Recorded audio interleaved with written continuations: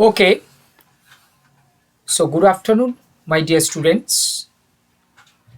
Today, a very special lecture we have because I will start a chapter which is important in physics as well as in mathematics.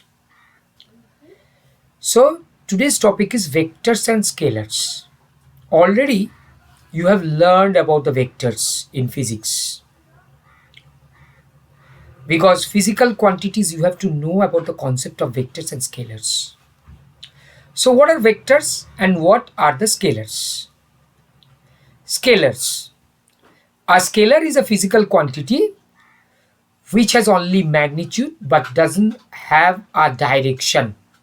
For example, time, mass, temperature, distance, and specific gravity, etc. are scalars because they need only the magnitude.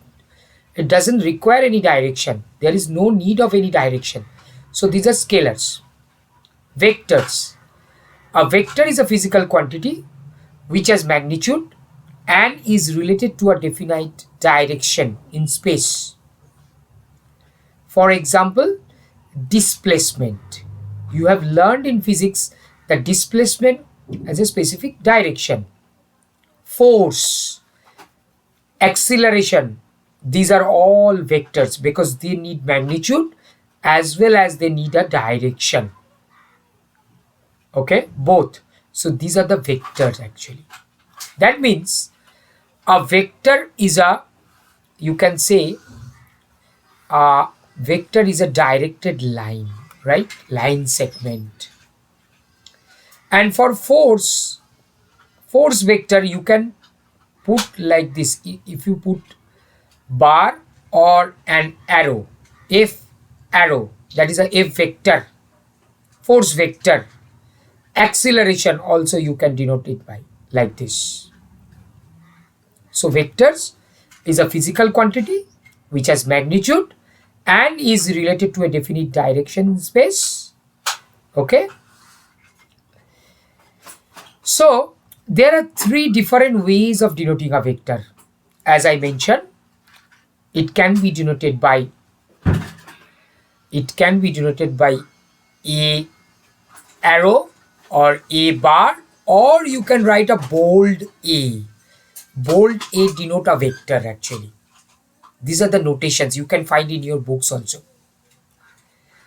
We use for our convenience A, B, C, etc. A arrow, B arrow, C arrow. That means A vector, B vector, C vector. We read like this: A vector, B vector, C vector. If I read A vector, that means there is an arrow on the top to denote vectors, and ABC to denote their magnitude. If there is no arrow sign, if simply write ABC, that denote their magnitude. So magnitude of a vector A is also written as mod A, modulus of A vector. This is also the magnitude. So we can write modulus of A equal to A, simply A. That also denotes the magnitude. Next, the vector A may be represented by a line segment OA. An arrow gives direction of this vector. Length of the line segment gives the magnitude of the vector. So we can draw different line segments. So this is your OA. OA is a vector. Suppose OB is another vector. So this is according to different magnitudes you have. The length of the, you can measure the length of the line segment, gives the magnitude of the vector, gives the magnitude of the vector. Okay. Now, types of vectors. Equal vectors. Two vectors are said to be equal if and only if they have equal magnitudes and same direction, right? So if I draw AB and CD, right, two vectors, you look at that, these are equal. Why they are equal? They have the same direction and equal magnitude. So AB vector and CD vector are the equal vectors. Next, zero vector. What is zero or null vector? A vector whose initial and terminal points, yes, in this connection, let me tell you, this O is the initial point and A is the terminal point, right? O is the initial point, that is the starting, and the arrow ends, and the arrow direction towards the terminal points, that is called the this A is the terminal point, right? So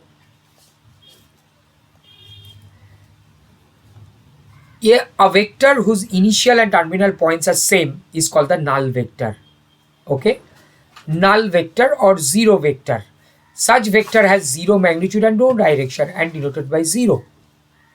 So you can say that a zero vector can be denoted by AB. You can write like this also: AB plus BC vector plus CA vector plus CA vector. Okay, this can be written as AA because the starting and the terminal points are same. This can be written as this, so this will be zero vector. Okay, this will be a zero vector. That means your vectors like this, it forms a triangle. It forms a triangle in cyclic order. So this is the example of a zero vector or null vector. Like and unlike vectors. We can explain like and unlike vectors. Two vectors are said to be like when they have the same direction, unlike when they are in opposite directions. It's very simple. A and minus A vector are two unlike vectors as the directions are opposite. A and 3A are like vectors because they have the same directions. A and 3A vector are like vectors. Unit vectors. A unit vector is a vector whose magnitude is unity. We write unit vector in the direction of A as A cap. Therefore, A cap is A vector by mod A. So, unit vector is actually denoted by this. If you divide the vector by its modulus, you will get the unit vector. Magnitude 1 or unity. Next, parallel vectors. So, already we explained about the parallel vectors. Parallel vectors, if they have the same support or parallel support, parallel vectors may have equal or unequal magnitudes. No, they don't need to be equal. Suppose this is a vector and this is a vector. Look at that. Their magnitudes are different, but they are parallel. So these two are parallel vectors. So parallel vectors may have equal or unequal magnitudes and direction may be same or opposite. Direction can be opposite also. No problem. If you have this direction, it can be this direction. So directions can be opposite, but they are parallel. Position vector. So P is any point in space, then the vector OP is called the position vector of the point P, where O is the origin of reference. Thus, for any points A and B in space, AB vector equal to OB minus OA. You can write your, suppose this is your AB vector, right? So with respect to O as origin, suppose this is your origin, so you can denote the position vector of A as OA and you can denote the position vector of B as OB. So AB can be written as OB minus OA, OB vector minus OA vector. So this is the concept of position vector. Now, co-initial vectors. Vectors having same initial point are called co-initial vectors. Okay, co-initial vectors, same initial point.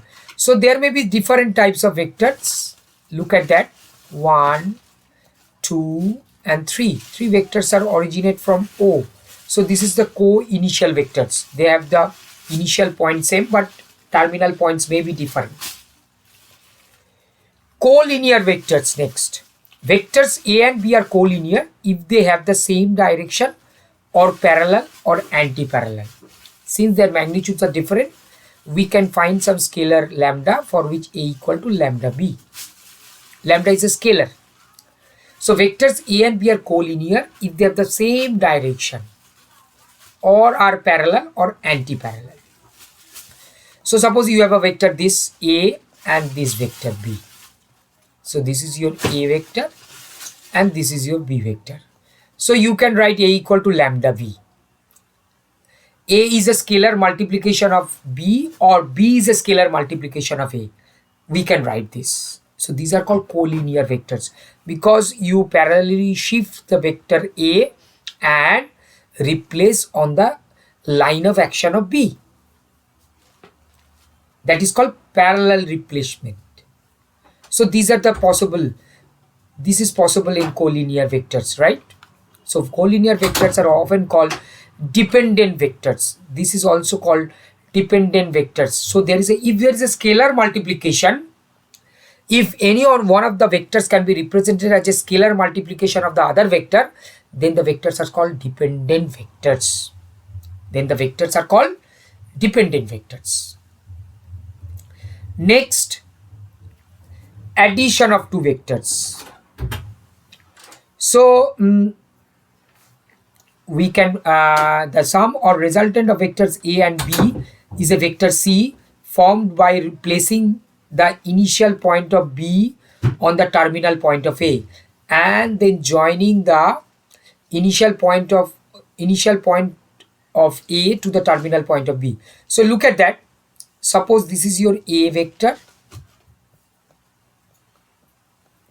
This is your A vector and this is your B vector. So at the terminal point you have started, terminal point of A is the initial point of B. So this is your B vector, right? And if you connect this, then this is your A plus B. If you connect this initial point of A and the terminal point of B, this will give you A plus B and that is equal to C. So this is called the addition of two vectors. Sum or addition of two vectors. Sum or addition of two vectors. Okay. Now these are some properties of important properties of addition. A plus B equal to B plus A. A plus of B plus C equal to A plus B plus C. Vector addition is associative. Vector addition is commutative. Vector addition is commutative and vector addition is associative. Okay. And modulus of A plus B less than equal to mod A plus mod B. Okay. So equality holds when these vectors are like vectors and A plus 0 is A. Obviously if you add a 0 vector, null vector with a vector, you will get A vector, and A plus or minus A means the direction is different, so you will get a 0 vector. Okay, if you add the same vector in different direction, you will get a null vector. So these are the important properties. The observation is the vector addition is commutative, vector addition is associative. Next, multiplication of a vector by scalars. So this is scalar multiplication. Already we have explained the scalar multiplication in collinear vectors. So if you have a m is a scalar, then m a can be written as this, or there is a m n, both are scalars, then you have 1, 2. These properties are valid for vectors. M plus n a, then it will distribute. This is called distributive property. M a plus n a, and m of a plus b is m a plus m b, right? Next, I will explain linear combination of vector. Given a finite set of vectors ABC, then the vector R equal to XA plus YB plus ZC is called a linear combination of ABC for any XYZ. For any XYZ belongs to R. Given a finite set of vectors ABC, then the vector R equal to XA plus YB plus ZC, etc. is called a linear combination. You see, there are scalars XYZ are scalar, real scalars. So this is called linear combination of vectors. If you express any vector R in terms of other vectors with scalars with the help of the scalar, this is called the linear combination of vectors. Now there are some fundamental theorem. Without any proof, I will explain the theorem. Let A and B be non-zero, non-collinear vectors. Then any vector R coplanar with A and B can be expressed uniquely as a linear combination of even A and B. Okay. So R coplanar with A and B, that means in the same plane. These vectors are in the same plane. R, this is your A, and and there may be your B also. So this is your B vector, this is your R vector, and this is your A vector. So R, if they are in the same plane, yes, obviously, this is in the plane of the paper, the plane of the screen. So these three vectors, if in the same plane, then R can be expressed uniquely as a linear combination of A and B. There exists some unique scalars x, y. So R equal to xa plus yb. So R is actually R equal to xa plus yb. Okay.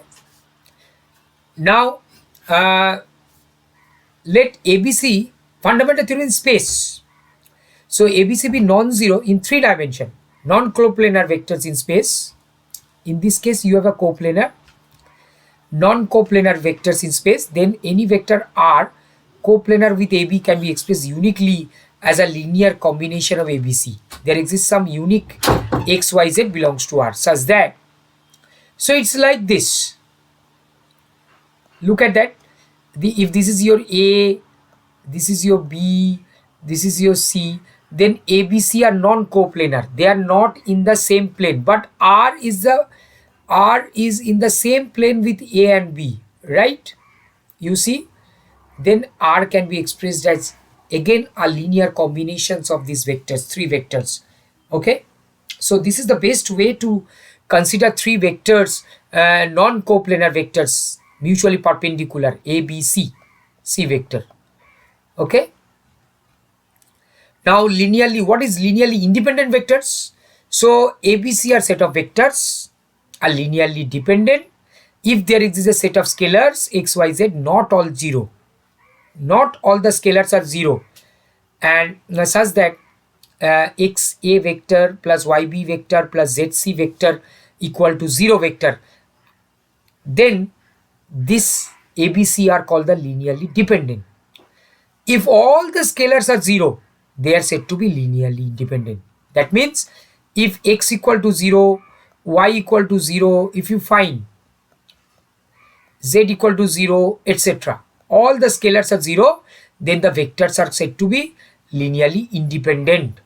Otherwise, if there is at least one non-zero scalars are present, then the vectors are said to be linearly dependent. Okay? This is the concept of linearly independent and dependent vectors. Now, orthogonal system of unit vectors. Let OX, OY, OZ be 3 mutually perpendicular straight lines. If you draw 3 mutually perpendicular straight lines, OX, OY, and OZ, then given that P, X, Y, Z in space, we can construct a rectangular parallelepiped of which OP is a diagonal and OA is X, length X, OB is length Y, OC is Z. Here ABC are X0, 0, 0Y0, 0, 0, Z respectively. And element can be written as, let me show you, yes, this is the thing. So 0x, in this case, this is your, this is taken as Y. You can take this is as Z and this is as Y also. No problem. So in this case, this is the foot of the perpendicular. This is the P, X, Y, Z. You can get. So this is unit length. A is A00, 0, right? Coordinate of A. And this vector OC is, if you take Z coordinate, then it is 0, 0, C. And this is your 0, 0, B, right? This way. So you can express as a rectangular orthogonal coordinate system. We can construct a rectangular parallelepiped of which OP is the diagonal. And along x-axis you can define a unit vector. Along x-axis you can define a unit vector I cap 1, 0, 0. Along y-axis you can define a unit vector 0, 1, 0. Along z-axis you can define a unit vector 0, 0, 1. Okay? I, this is your J and this is your K cap. Okay? This is defined along the x-axis, y-axis and z-axis. X-axis, y-axis and z-axis. A1, 0, 0 along x-axis, that is I cap. 0, 0, 0, 1, 0 along y-axis, that is J cap. 0, 0, 1, that is along z-axis, J cap, K cap. Okay, this is mutually orthogonal unit vectors. Mutually orthogonal unit vectors you can define.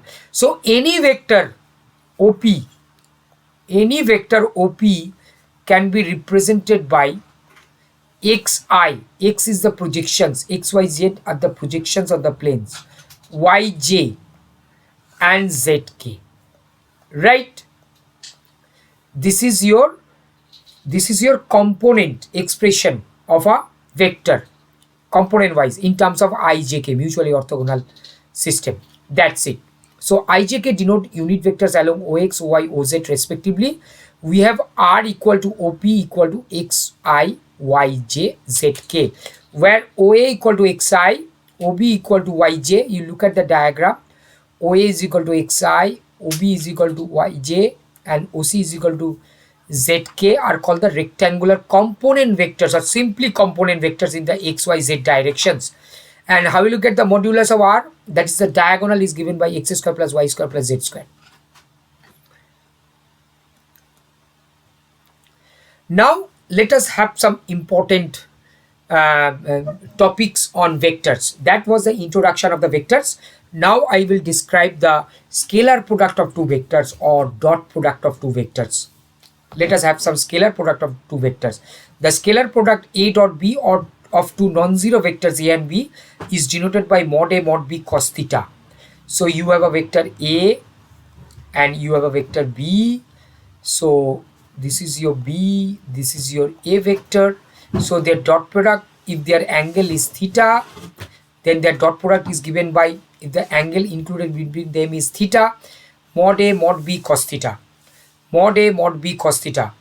Okay, and theta is lies between 0 and pi, mod A mod B cos theta. The dot product is given by modulus of A modulus of B into cos theta. That is the dot product, and dot product is denoted by A dot B, A dot B, A dot B. So some important laws on dot product. Dot product is commutative. Dot product is also known as scalar product. So A dot B is B equal to B dot A. Dot product is distributive. That is A dot B plus C is equal to A dot B plus A dot C. That is scalar product is distributive. And if you have a scalar M, then you can write M of A dot B equal to MA dot B or A dot MB. AB are vectors. You can write these three. And what is your I dot I? That will be 0 because the angle is 0.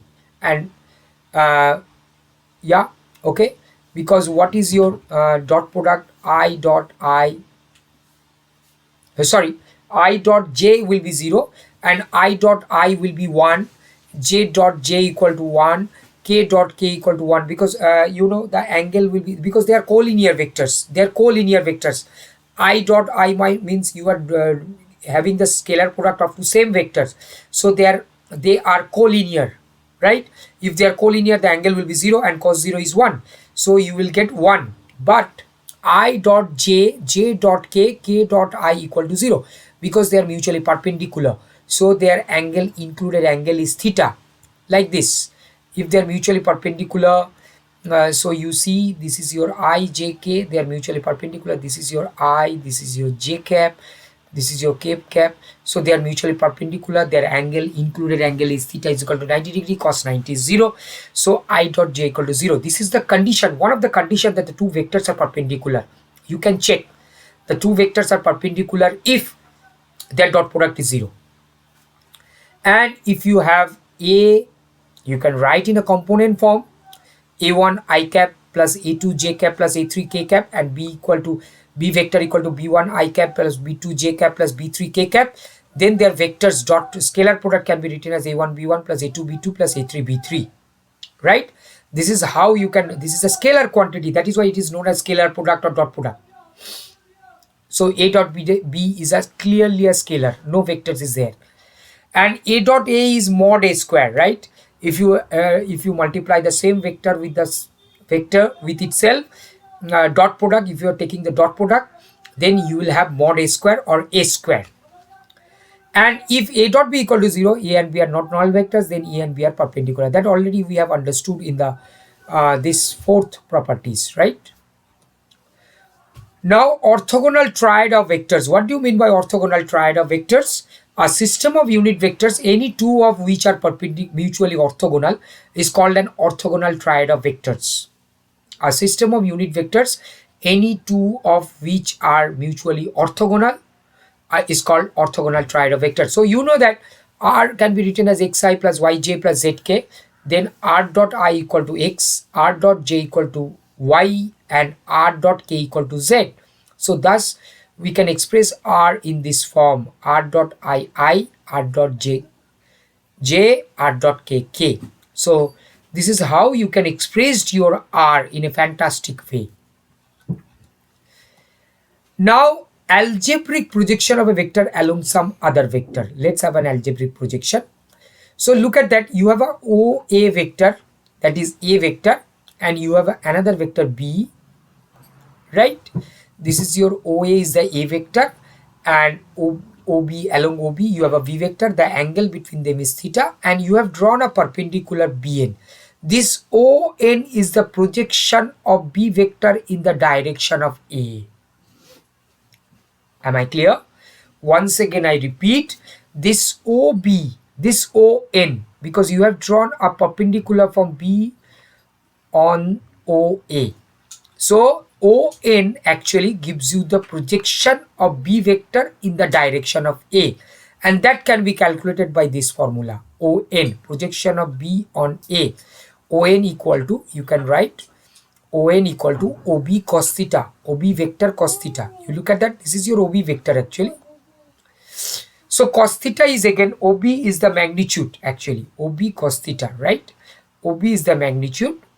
So you can write OB cos theta, that means mod B, and cos theta is A dot B by mod A mod B. So mod A mod B, mod B cancel. So you have A dot B by A actually. This is the projection of B in the direction of A. Similarly, you can calculate projection of A in the direction of B. Okay, you can calculate that also. So this is the concept of projection, a very important concept of projection. Okay, projection of B on in the direction of A. Next, I will explain vector product or cross product.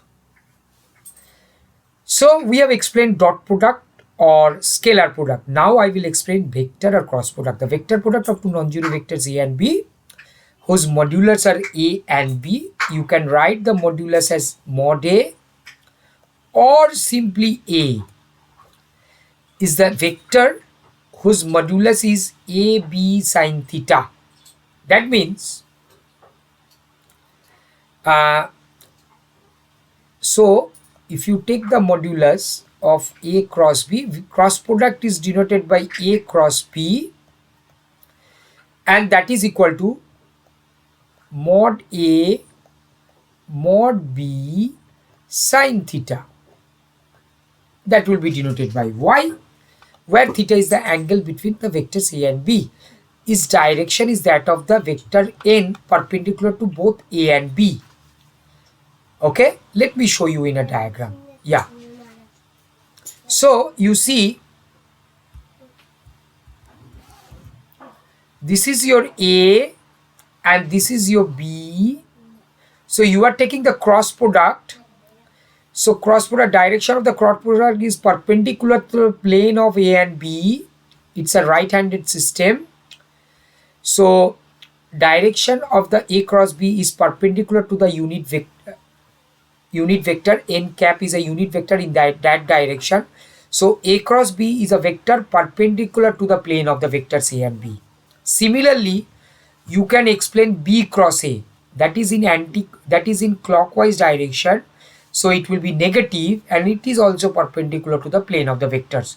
So A cross B is a vector quantity, and it can be written as mod A mod B sine theta n cap. N is the unit vector along the direction of the cross product.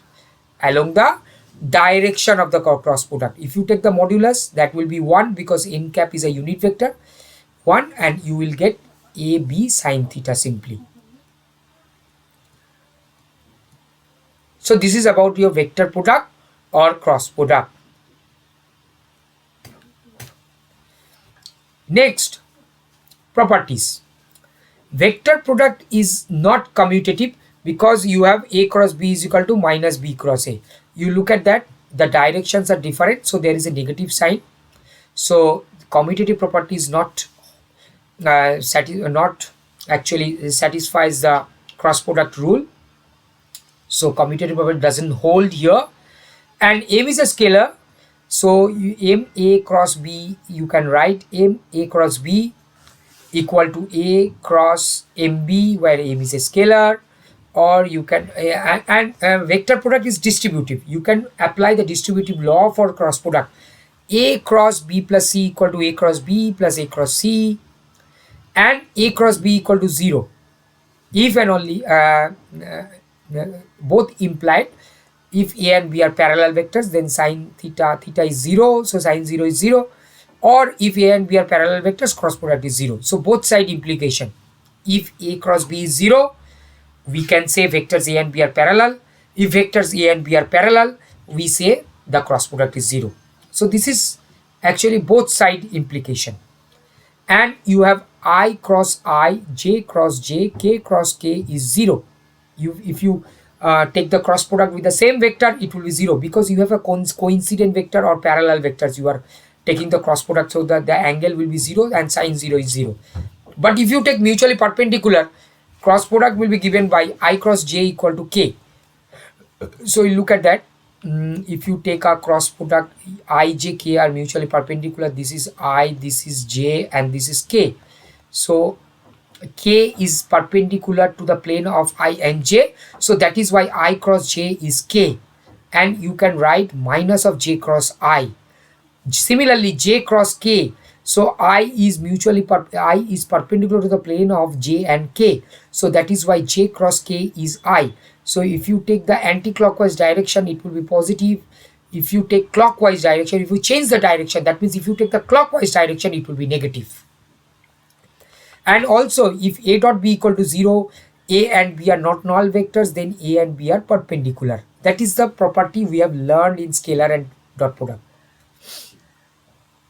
Now, how will you find the scalar product of two vectors a cross b? You take the determinant ijk and the components a1, a2, a3, and take the determinant, you will get the vector a cross b. That is how, if the components are known to you, you can get the value of the cross product. So in this lecture today, you have learned the basic concept of the vectors, scalars, different types of vectors, and two important product. One is a scalar product or dot product, and vector product or cross product, and their different properties I have explained. So this is the very beginning class of vectors. Very basic things are we have discussed here in the primary level. This is for high school level. So you follow my lecture. I will upload the higher level videos on vectors very soon. Thank you all of you.